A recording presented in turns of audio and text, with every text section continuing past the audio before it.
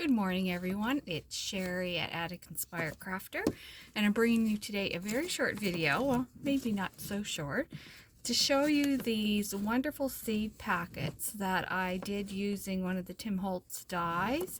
It's called Chapter 3 Release, and it's the collector's die set. So I went to town and made a whole bunch of these with the intention of putting them into some vintage garden journals that I've created. So there'll be all kinds of bits and pieces, as you've been seeing from my pictures that I've been posting.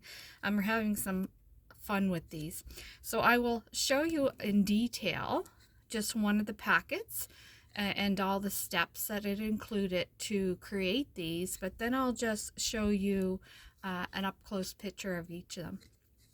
So as shown in my picture already, you die cut the main part of the package from one of the larger dies, and then you fold it. It has score lines to create this little envelope style pouch. And so I did that almost 40 times. And the paper, most of the paper that I used was stuff from my stash that I had a jelly print session on one day where I just wasn't really wanting to create something or a finished product, but I just wanted to have fun. So I did a whole bunch of jelly prints using my jelly press and inks and stencils and all kinds of goodness. And I do that and I get a huge stack and then I just put them aside. So then when I want to create a finished product, I have paper to already start with.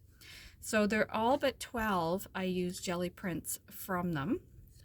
And then once I die cutted them, glued the pouches together, this little circle tab is actually one of the dies that come with it.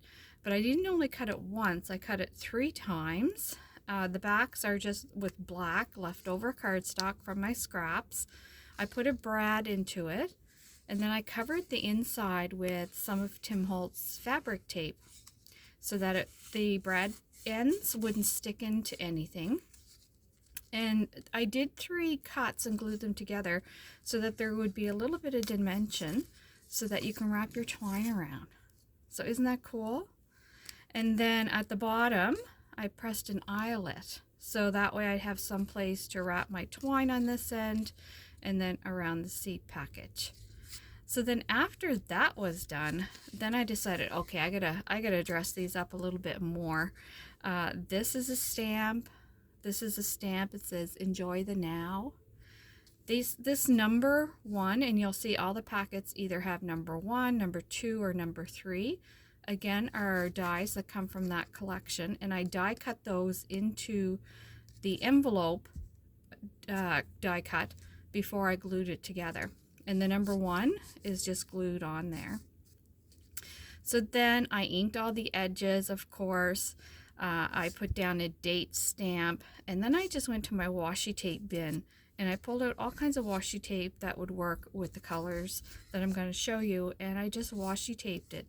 And then using another die from the same set, I die cut a bunch of these longer labels, and then I just put seeds.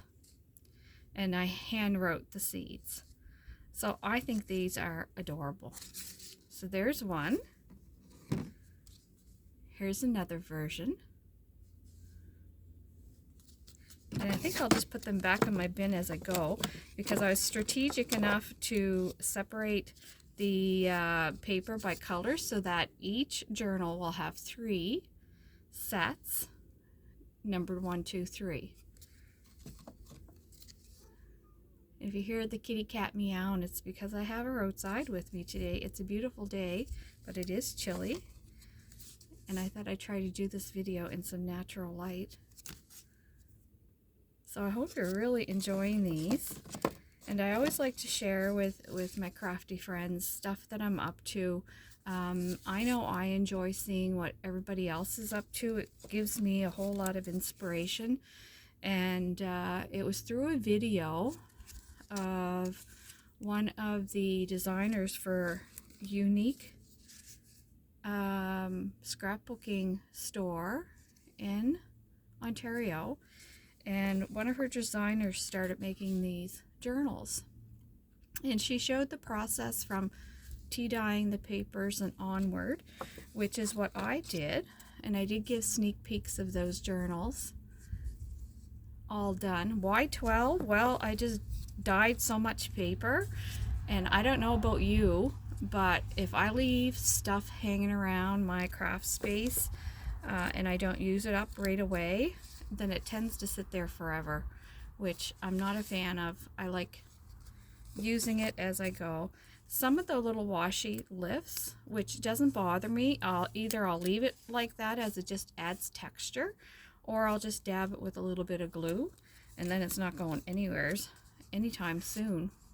And sometimes it takes like a day or two just to decide, or for the washi to decide if it's going to stick to the substrate or if it needs a little bit of help. I really like this one. The jelly print on that is gorgeous. So I'm really enjoying this. So back to my story with Unique. Yes, so she's doing a journal from start to finish. I encourage you to go over to their page, their Facebook page, and watch that. They're free. And it's just showing you what you can do with old stuff that you might have kicking around. It's just glorious. And I think I've lost my count here. I don't know. 1, 2, 3. Oh, there we go. So they're all pretty special. And of course, I'm keeping a journal for myself. I'm not quite sure yet what I'm going to be doing with the others.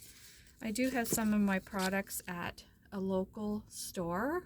The store's name is Granny Antiques and Gifts. And she is a wonderful lady, Aldona. And she has my cards down there, and she lets me put other odds and ends. And I really try to stick with her theme. While vintage is so much of a love of mine, it's not difficult for me to stick with vintage-like products. So I think I'll put some of these journals down there once they're done. When they're going to be done, I really don't know. Because to be honest, I'm just continuing to make. And I will see. I'll know when I'm done, I guess. I just keep adding the bits and pieces to it. I did post a picture yesterday of piles of stuff that I'm telling you, I love Tim Holtz, I love the vintage, and some of the stuff is a little bit pricey, like when you get into the metal embellishments, and you kind of keep, I don't know if you're like me, but I put them in my stash and I tell myself, oh, these are going to be for a special project or something that I'm going to really treasure. Well, I've had embellishments sitting there for years and years not being used, and they're gorgeous. So last night I made the decision, I'm pulling them all out, and I'm using as many of them as I can in these journals and projects. And if I don't get to enjoy them all, hopefully somebody will. So yeah, this is the fun. I am off from work today. I had a few days of vacation, and this is kind of what I do in my downtime during this time of the year, is have some crafty fun. And I stay in where it's nice and toasty, but today it's just a glorious day outside. Like I said, it's chilly, but I thought this video would be nicer in some natural light. Well, I hope you're gaining some inspiration and some consideration for what you can do yourself. I'm sure there's tutorials that you can create these little packages without a die. But again, I love my dies. If it's the one thing that I use on a daily basis when I craft, if I craft on a daily basis, is a die. I just love them. And coming up to the last two. So they're pretty similar in that they all have that stamp, enjoy the now. They all have this little stamp, which I thought was cute in case someone wanted to write something of their own as to what the package enclosed, like what seeds was in there. And then they're all numbered. And then they just have a bunch of different washi on them. Well, friends, I hope this was inspiring to you. I know I love my little kit. I could just sit these on my counter and look at them and really not do anything more with them.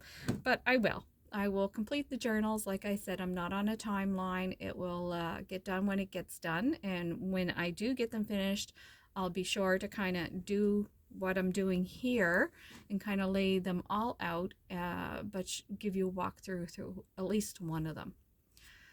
I hope you have a terrific day, everyone.